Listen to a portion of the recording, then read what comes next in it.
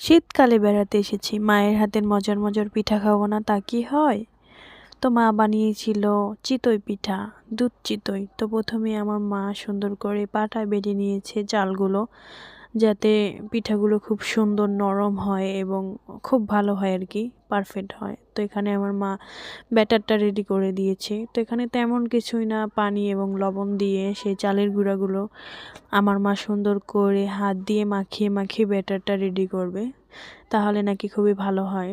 তো এই যে দেখুন আপনারা যেভাবে করছে আর কি। তো অন্যদিকে আমার মা সুন্দর করে মানে পিঠাটা যে ভিজাবে দুধ এবং গুড় দিয়ে সুন্দর করে জ্বালিয়ে নিচ্ছেন। তো এই তো আমাদের প্রায় ব্যাটারটা গোলানো শেষ। তো একটু বেশি টাইম নিয়ে গোলালে পিঠাটা খুব সুন্দর হয়। এরকম অল্প অল্প গুঁড়াটা দিয়ে সুন্দর করে মিক্স করে নিবে আস্তে আস্তে। এই তো গোলাটা আমাদের এই পর্যায়ে দেখুন হয়ে গেছে এরকমের।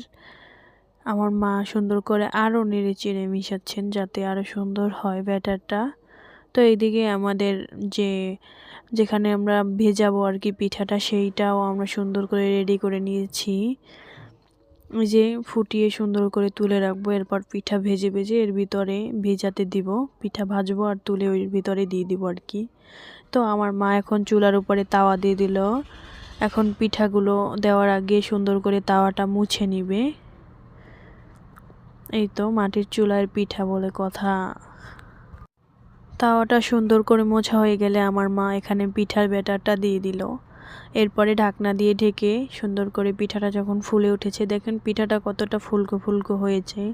এখানে কিন্তু আমার মা কোনো প্রকারের কোনো মেডিসিন ইউজ করেনি, শুধু লবণ এবং পানি এবং চালের গুঁড়া দিয়ে আমাদের মা এই পিঠাটা তৈরি করেন। দেখেন কতটা সুন্দর হয়েছে, একদম পারফেক্ট হয়েছে।